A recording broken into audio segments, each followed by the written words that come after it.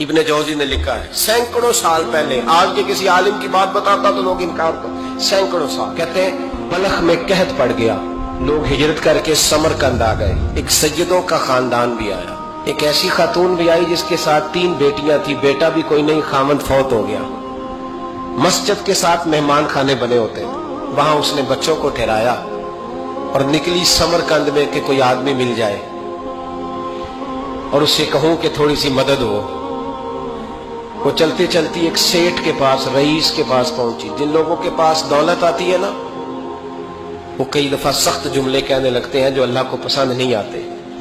وہ سیٹھ کے پاس گئی تو جا کے کہنے لگی میں غریب ہوں، پریشان ہوں، بلخ میں قحط ہے، سارا زمانہ جانتا ہے، تو میں اس لیے سمرقند آئی ہوں، بیٹیوں کا ساتھ ہے، نہ رہنے کو جگہ ہے، نہ کھانے کو روٹی ہے، نہ پہننے کو کپڑا ہے، مہربانی کر تھوڑی مدد کر۔ کہنے لگا ہو کون؟ تو اس سید زادی نے کان آگے کر کے، ہاں کسی کے بھی حالات سخت آ سکتے ہیں، اللہ سے ڈرنا چاہیے، کان آگے کر کے نہ کہنے لگی میں سید زادی اور یہاں میرا اپنا کوئی نہیں، مہربانی کر۔ تو وہ سیٹھ صاحب، چودھری صاحب کہنے لگے مجھے کیسے پتا چلے گا تو سید ہے؟ تو سید زادی نے اپنا پلو کھولا اور اپنے آنسو دونوں آنکھوں سے صاف کیے تو کہنے لگی اللہ تیرا بھلا کرے، میں ثابت نہیں کر سکتی کہ میں حضور کا خاندان، میرے پاس کوئی دلیل نہیں، میں نہیں بتا سکتی، چل ٹھیک ہے، چلی گئی۔ کسی نے بتایا کہ یہاں ایک یہودی بھی رہتا ہے، وہ بڑا سخی ہے، یا آتش پرست ہے، یا پارسی ہے کافر غیر، سخی بڑا ہے۔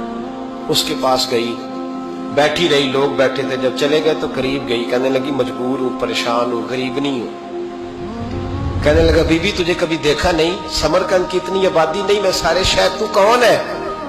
تو کہنے لگی تعارف نہ ہی پوچھے تو اچھا ہے۔ اس نے کہا چلو اگر پتہ چل جائے تو۔ کہنے لگی میں مسلمانوں کے نبی کی اولاد ہوں، مسلمانوں۔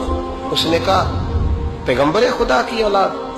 اٹھ کے کھڑا ہو گیا، بی بی کو ساتھ لیا، گھر گیا، کہنے لگا جو صاف ستھرا کمرہ ہے نا اسے پھر دھو ڈالو، ایک دفعہ پھر دھو ڈالو۔ کمرہ دھلایا، صاف کرایا، پھر کہنے لگا بی بی میرے برتن زیادہ صاف ستھرے نہیں، میں نئے نہ خرید کے لا دوں۔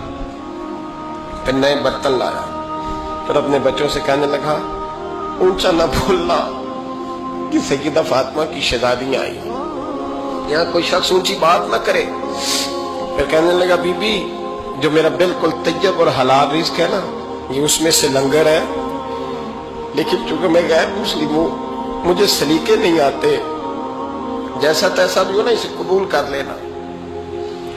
خاتون کو کہنے لگا یہ گھر ہے، جب تک جی چاہے یہاں رہنا، اور دیکھنا ہو سکے تو رات اپنے نبی سے سفارش کرنا، میرا بھی کوئی مسئلہ، میری بھی کوئی قبولیت کہیں ہو جائے، وہ مسلمان کہلانے والا۔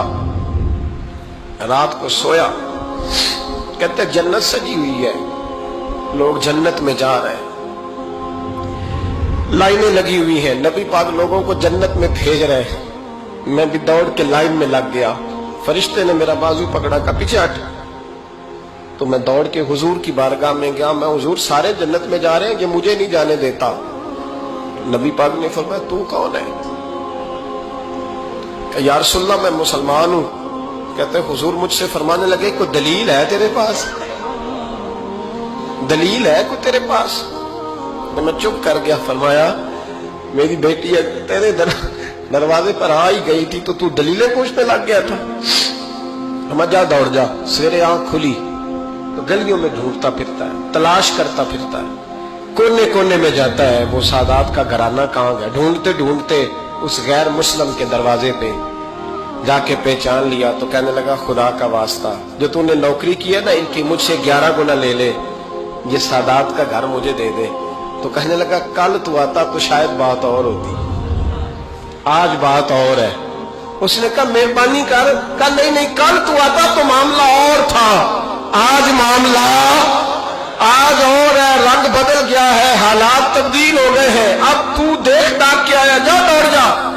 کہنے لگا نہیں مہربانی کر، دے دے، تو غیر مسلم میں تیرا کیا تعلق؟ کہنے لگا چپ کر، غیر مسلم میں کل تک تھا، کل سے سجدوں سے پیار کیا ہے تو میرے حالات سنور گئے ہیں، وہ جو نظارے تو نے رات خواب میں دیکھے ہیں میں نے جاگتی آنکھوں سے دیکھے ہیں، میں نے جاگتی آنکھوں سے، اور تو نے کسی مفتی پیر عالم کے ہاتھ پہ کلمہ پڑھا ہے، میں نے رات محمد عربی کے ہاتھ پہ کلمہ پڑھا، رسول اللہ کے ہاتھ پہ کلمہ پڑھا۔ دین کی بات پھیلانا صدقہ جاریہ ہے، ثواب کی نیت سے ویڈیو کو شیئر ضرور کیجیے۔ جزاک اللہ۔